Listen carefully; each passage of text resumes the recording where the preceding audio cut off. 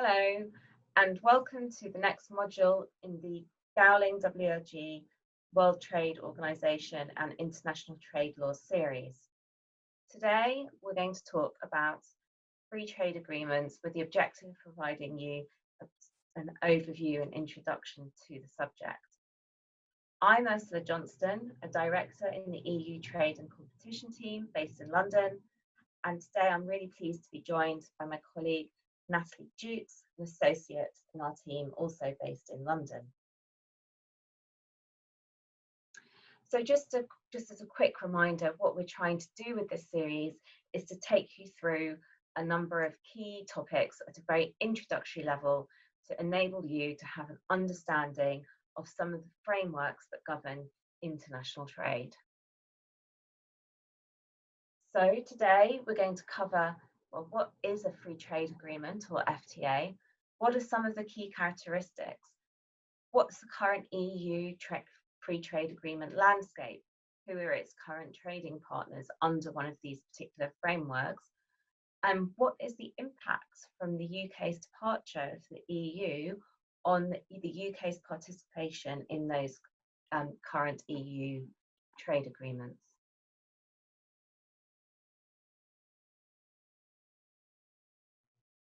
The WTO, as we discussed in one of the earlier modules, is a multilateral framework which has more than 160 countries engaged in negotiations on an ongoing basis to seek to reduce tariffs on certain sectors and also to remove other non-tariff barriers to trade, for example, by reducing the amount of licenses or paperwork required at the border.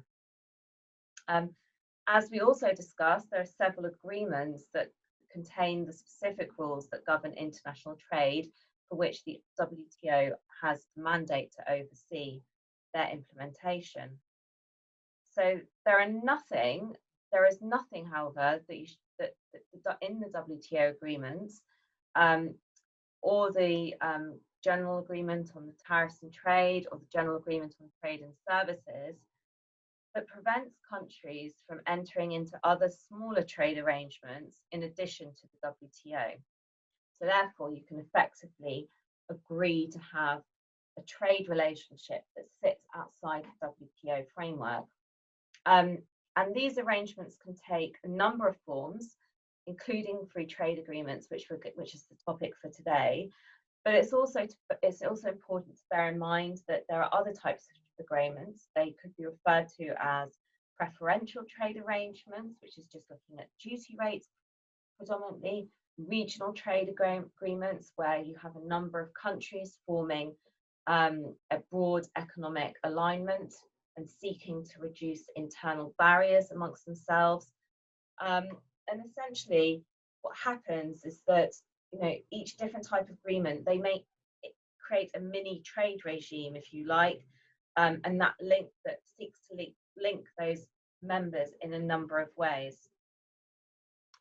And it's just very key as we go through this that to remember that under WTO rules, the countries, so members of the WTO, can't discriminate between their partners because they have to adhere this principle of most favoured nation, the MFN principle, and they can only move outside of that MFN principle when a FTA is in place.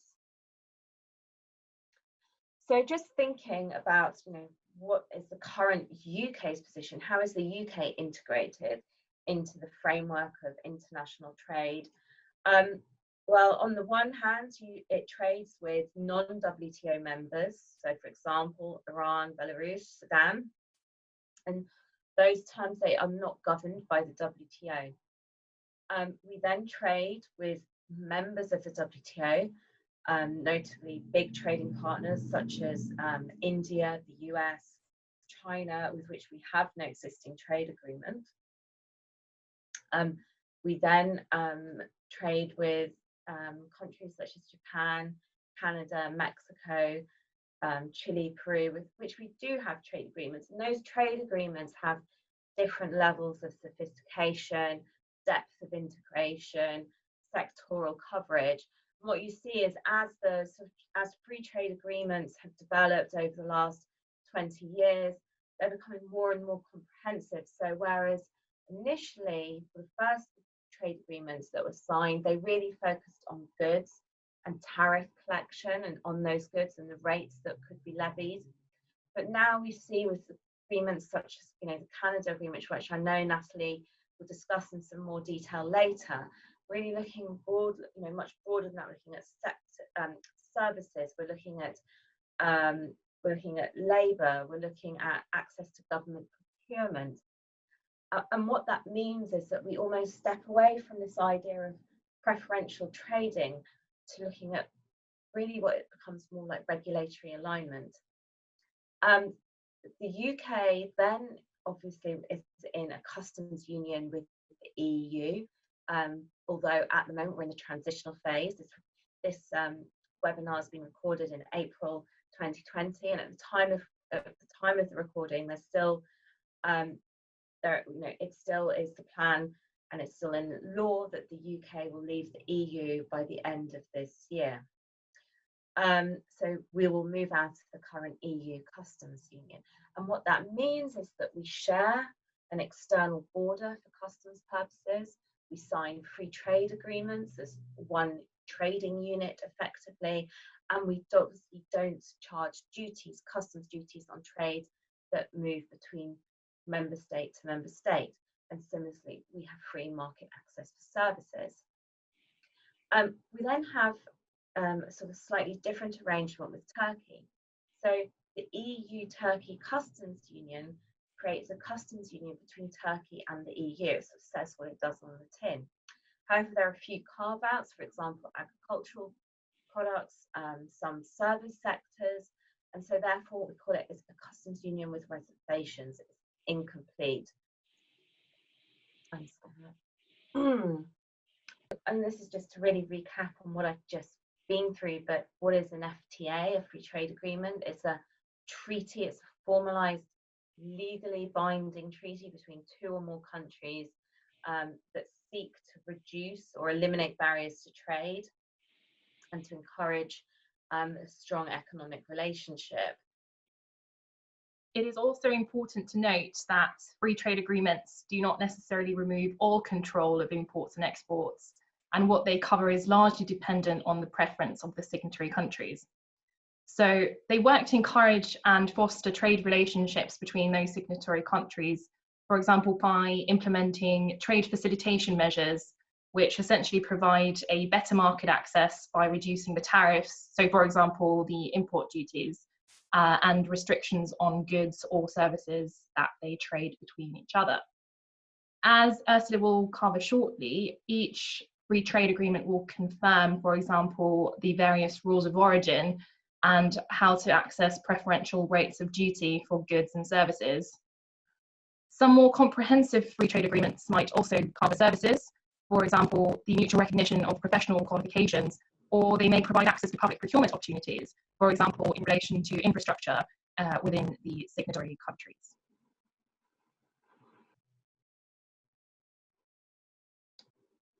So how does the WTO regulate trade agreements?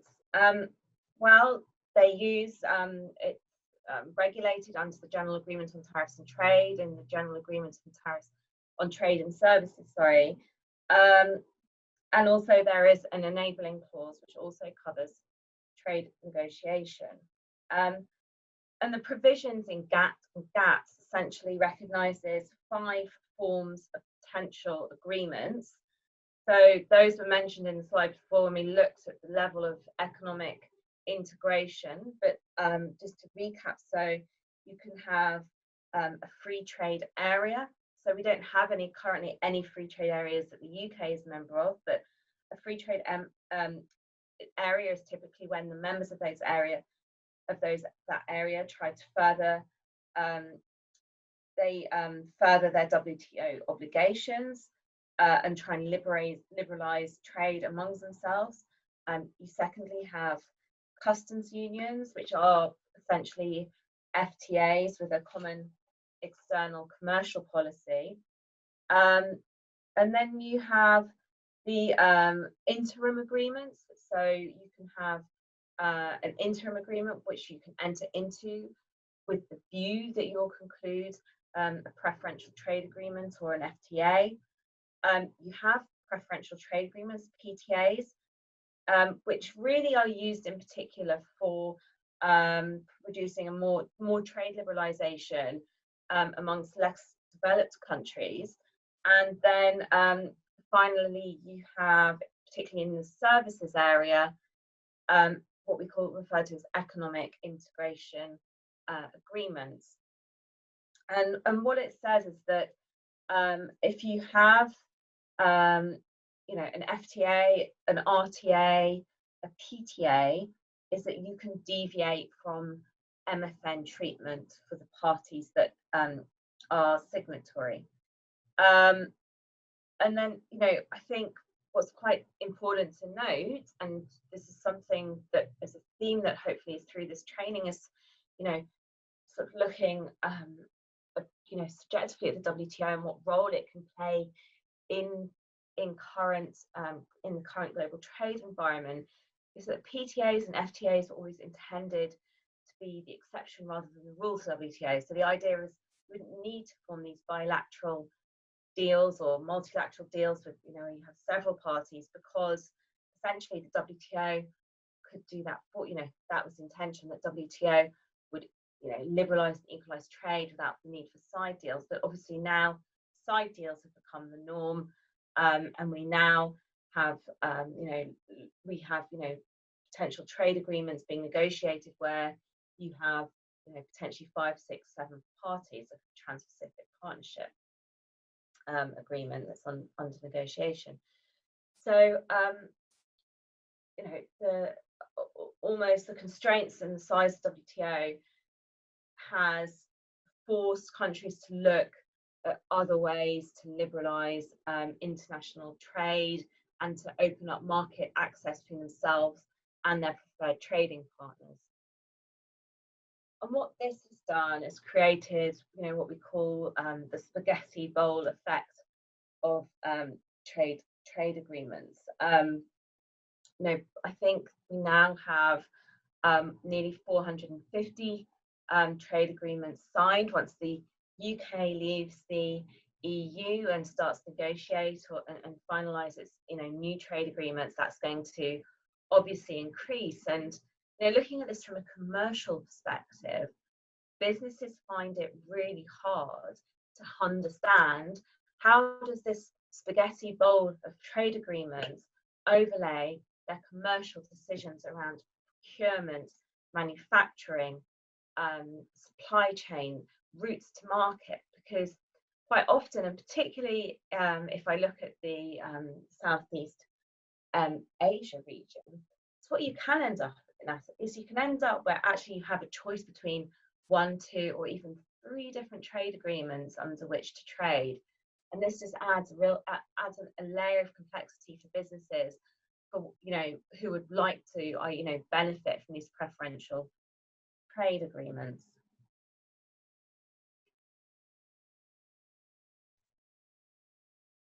So on the screen, you'll see the current EU free trade agreement landscape mapped out.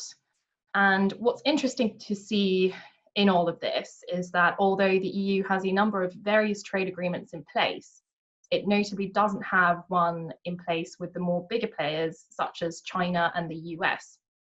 Now, one of the key reasons as to why this may be is that negotiating a free trade agreement is a very lengthy process.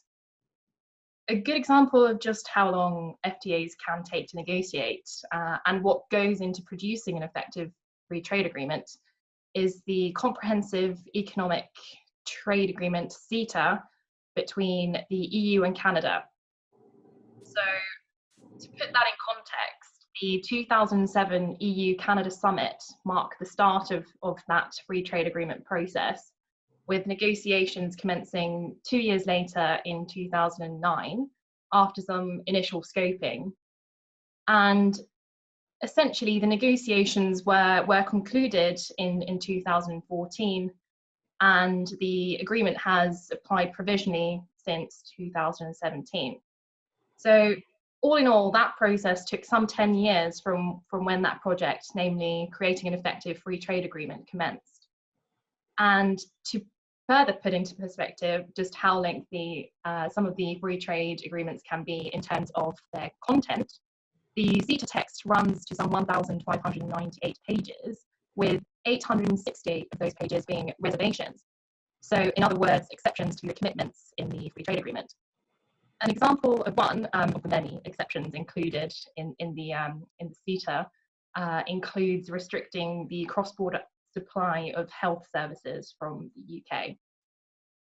It's also important to note, and as Ursula touched upon earlier, that there are alternatives to free trade agreements which do not bring such deep integration as a free trade agreement. So it is essentially possible to have a bilateral economic integration without being in a fully integrated partnership. An example of such an agreement is the 2008 EU and Australia partnership framework, which essentially facilitates trade in industrial products by reducing technical barriers and by improving trade in services and investment. However, this EU and Australia partnership framework is in no means a fully comprehensive free trade agreement.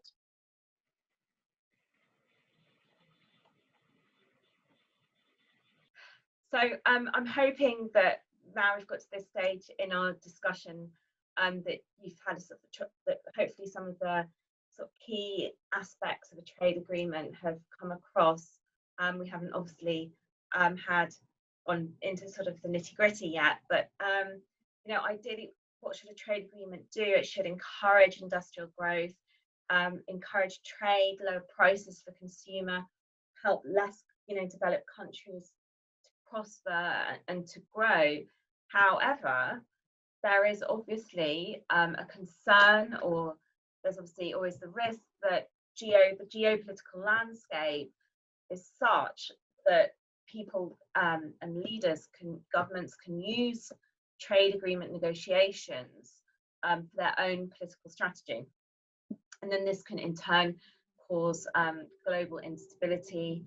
You know, as situations develop and people look at, you know, how these agreements have been implemented and what the provisions may or may not allow a particular government to do. And you know, ultimately we also run the risk when we look at trade, when we're looking at the adoption of trade agreements, that you have two parties in the negotiation process, like anything. Me and my children negotiating over iPad usage at the moment, for example. You know, the weaker party essentially makes too many concessions and comes off worse. And definitely in iPad negotiation right now, I am the weaker party. So looking at an FTA, what's the content? What does it consist of? Well, I won't run through all of these. Hopefully there's enough differentiation on the pie chart, on the colour definition for you to see, but you'll see that essentially sort of, I don't know, a third of the agreement, and if you would probably print off all the pages, then you'd see that a third of that is dedicated to looking at removing tariffs on goods. And actually what might happen is those tariffs will have a schedule for reduction over time, particularly in more sensitive industries such as agriculture, automotive, to allow domestic suppliers and purchasers to sort of like to have that evening out, so there's not such an immediate shock on domestic pricing. And then I think you know, around a fifth of a trade agreement is around services, and then the sort of next chunk around regulatory standards and cooperation. This is becoming an increasingly important part of trade agreements, and I think as we go into the negotiation process with the EU, is that regulatory standards and cooperation will form a much bigger proportion for the EU UK trade agreement than perhaps it has done with other older style trade agreements. And then all the other pieces like really look to remove barriers to trade, So we come down to sort of labour standards, environmental rules. And when we look at environmental rules, for example, those are normally around commitment to upholding or aiming to uphold particular internationally agreed targets around emissions, for example. And then right at the end, you'll see the agreement will deal with trade remedies. So in the case of a dispute, or in the case of we have an uneven markets that have been created by this trade agreement, what are the options open to each party to try and level up the playing field again? So if you are looking at goods, how do you ensure that your goods benefit from that free trade agreement, so you can trade them with the lower or zero duty rates being applicable? Well, you have to demonstrate that they qualify, that they they originate in that party to the agreement that you're based in, or your goods are being manufactured. And there's essentially four ways that can be demonstrated, and each type of good will have its own rule attached. So typically for agricultural products, the rule will be around wholly obtained. So potatoes, they've got they're dug out of the ground, they're clearly wholly obtained in the country in which the potatoes were originally planted. Regional value content, that gets more complicated, because then they're saying, oh, there's a percentage threshold which you have to meet to say that your good originates. So how much value from that particular product or intermediate material has been generated in one of the member countries to that trade agreement. And the threshold again will vary depending on what type of good and how sensitive it is in the respective markets. Another potential rule that can apply is, you say, well, your goods started, we manufacture let's say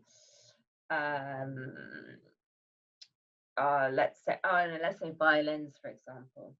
So you clearly start with a piece of wood which has its own tariff classification. You have some other pieces, I don't know, horsehair to make the bow. And actually what you're saying is, by the time I've manufactured a violin, it was this kind of good, but now I've managed to shift it through the manufacturing process to being another type of good, and that's known as a tariff shift. And the fourth rule that applies is it has to be substantial transformation. So it has to be more than like just bringing in some goods, repackaging, quality testing. It has to go further. You have to substantially transform those goods. So, for example, let's take that violin again. I bring a violin from China, but perhaps the strings aren't attached. And I'm sure there's a much more technical way than calling it strings, but perhaps the strings aren't attached, but they're actually, in a packet. They come to the UK, and I attach the strings. Unlikely that would be considered substantial transformation. So here, just to take an example, chocolate bar. We've all been apparently eating far too much chocolate under lockdown, and we've just come out of Easter, so potentially topical. But under the Canada EU CETA agreement, so it will be considered, if originating, it has to be manufactured from goods that have substantially changed, that they've shifted from one type of product to another, so that using that tariff shift rule. And then any when we add if we add non-local, so non-EU sourced sugar and dairy content, it must be below a particular weight or total value of the resulting chocolate bar. So here, if you were a manufacturer of chocolates, they would say Cadbury's.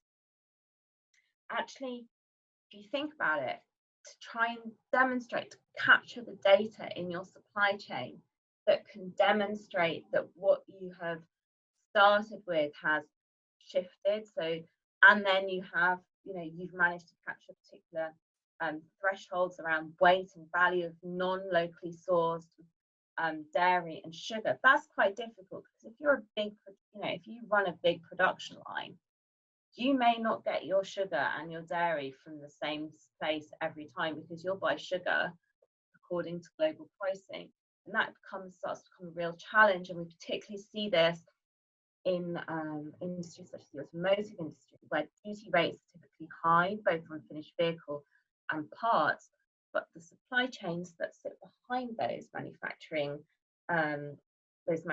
plants in the UK are really complex. And so this is a big challenge for UK business, and this will continue to be an even bigger challenge next year. So the more comprehensive free trade agreements will contain some form of alignment on the provision of services. Now, in the UK, the various services industries do make up roughly 45% of total UK exports. The same notion of the World Trade Organization rules applies to the provision of services, in that World Trade Organization members are required to grant equal treatment for services and service suppliers within the WTO network, unless a free trade agreement applies. And in the EU, the services industries are, of course, more deeply integrated by virtue of the single market imperative, guided by the 4 fundamental freedoms, of which the free movement of services is one. Where free trade agreements do contain provisions on services, some market access restrictions are usually left in place, for example, in areas of financial services or in the more sensitive service industries. Lastly, some consideration needs to be given to digital trade in services. Essentially, what we mean by this is the cross-border transfer of data, products or services by electronic means such as the internet. And the internet, as we know, is a very powerful tool in today's globalized world. And of course, in the absence of global digital trade rules, many countries have worked towards establishing provisions on digital trade through specific rules and provisions within their free trade agreements. It is now, therefore, increasingly common to find standalone chapters or articles dedicated to e-commerce issues alone. In terms of some useful examples where free trade agreements cover digital trade and services in quite some depth, it's useful to look at the United States-Mexico-Canada agreement, which essentially updates the North American free trade agreement, and of course the comprehensive and progressive Trans-Pacific Partnership, which, as Ursula alluded to earlier, spans across 11 signatory countries. These agreements contain provisions on issues such as data flows, data localization, and the removal of digital tariffs, as well as covering new grounds such as cybersecurity and regulatory cooperation.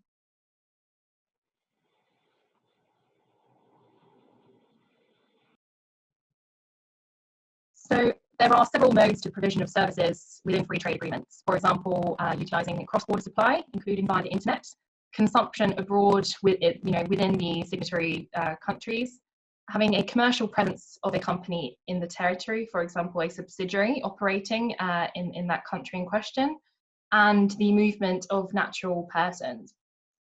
Those modes are all outlined in the World Trade Organization's General Agreement on Trade and Services and are applied widely across various trade agreements.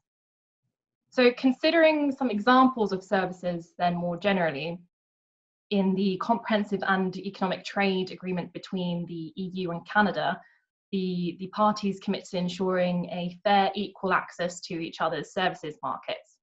For example, in the legal, accountancy, transport, and telecoms service spaces.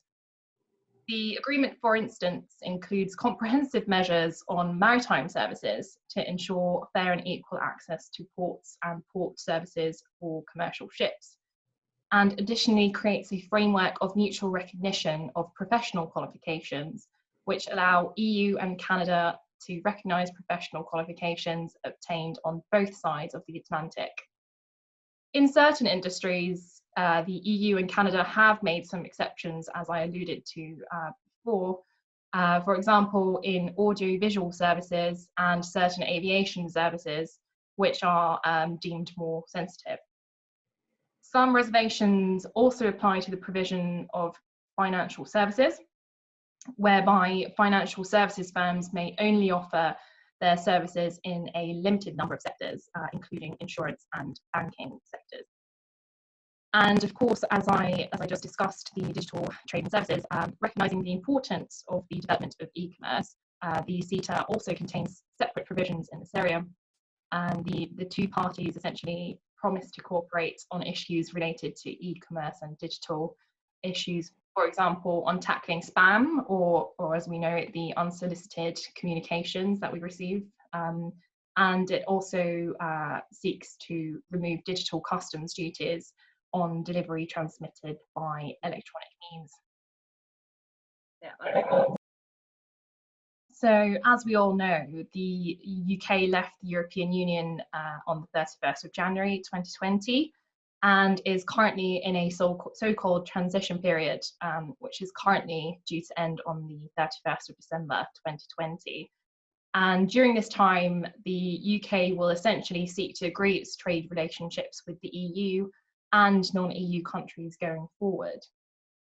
As Ursula also mentioned earlier, for now it remains unclear whether the UK will seek an extension to the transition period, and it has until the end of June to do so. So essentially we should be in a better informed position on the UK's intentions with that extension by the end of June or early July.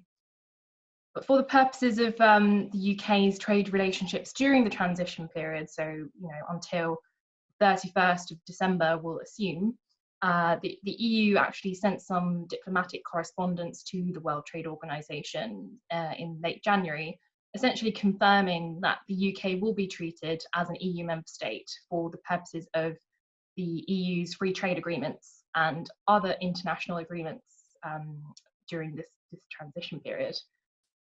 So in anticipation of the 1st of January 2021, when the UK will likely be a third country vis-a-vis the EU, the UK has now sought to transition the trade agreements that the EU has concluded and which currently apply with certain countries. The UK has already agreed a number of continuity agreements or rollover agreements, as they're also known, with many of the third countries, which will essentially take effect post-transition period. And these are in most part short form agreements which incorporate insofar as possible the relevant provisions of the underlying EU agreements, with relatively few necessary modifications. And although they can also be long form instead of short form, for example, if we look at the agreed trade agreements between Switzerland and the UK, for example, that's adopting a long form format. So it really depends on the preference of the parties as to what those continuity agreements will look like.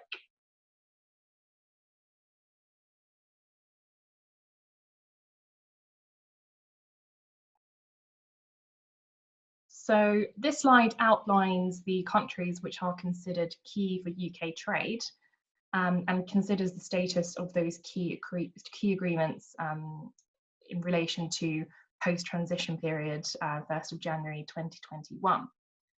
Now, as we can see, the UK is currently engaging in ongoing negotiations with respect to the future trading relationships with certain countries, including, for example, Canada, Japan, Mexico, and some of the European Free Trade Association member states, namely Iceland and Norway. And with regard to the former three, so Canada, Japan, and Mexico, the UK has actually consulted on and is considering joining the Comprehensive and Progressive Agreement for Trans-Pacific Partnership, which is a free trade agreement between Canada and 10 other countries, and essentially includes Japan and Mexico. And also to note, it also potentially considers joining the United States, Mexico, Canada agreements, which, as I alluded to previously, updates the North American Free Trade Agreement. As a side, it should be noted that the UK and Japan have actually agreed to negotiate a new bilateral agreement, which uses the existing EU agreement as a base.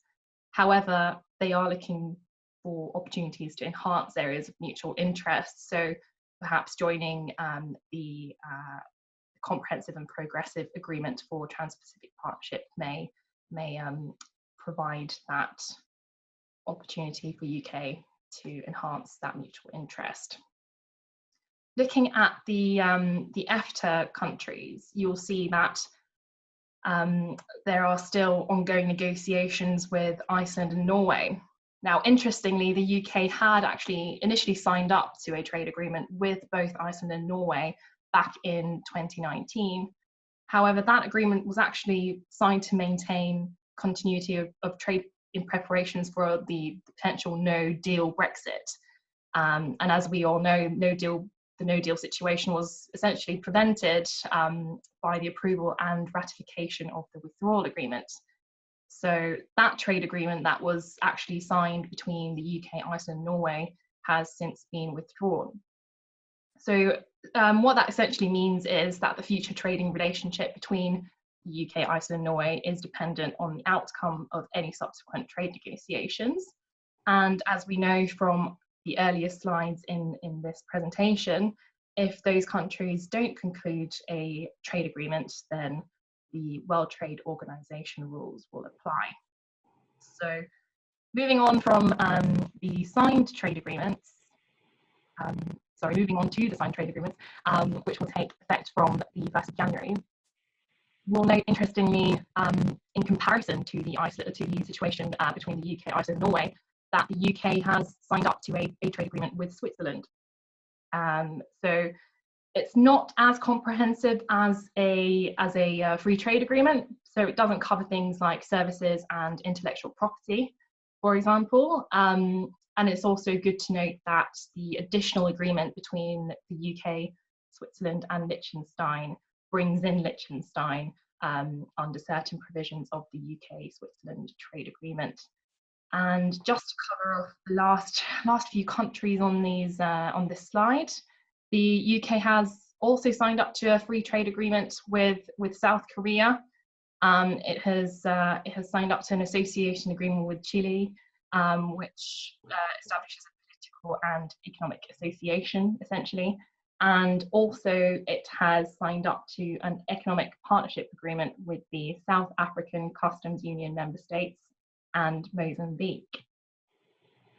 Thanks, Natalie. And I think just what will be interesting to observe as trade agreement, the UK develops its trade landscape, see eventually what and we're talking about goods here rather than services probably, but to what extent some of these trade agreements, so let's take Japan for example, will allow for diagonal accumulation. So that is to say that essentially the EU content and UK content can become interchangeable for the purposes of accessing preferential trade under those two agreements. Again, that will create definitely an additional layer of complexity for businesses and government alike. Well, thanks very much, Natalie, for your contribution today. I've really enjoyed putting together this short session with you.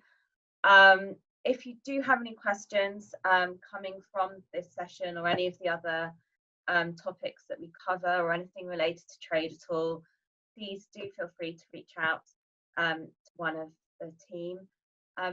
We wish you well wherever you may be whilst you're listening or looking at this presentation, and we look forward to meeting with you soon. Okay, thank you. Bye bye.